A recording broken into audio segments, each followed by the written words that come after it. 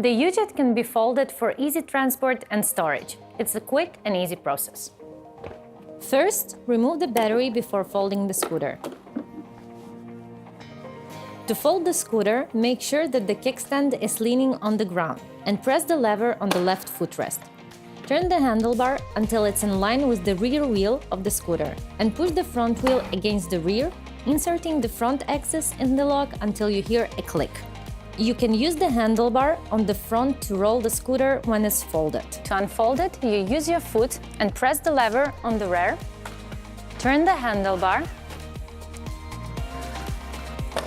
until the scooter is in line with itself. Afterwards, you press the lever on the left footrest and you fixate the scooter.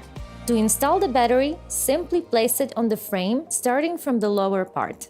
Once aligned in the lower connector, press the battery downward. Thank you and see you on the road!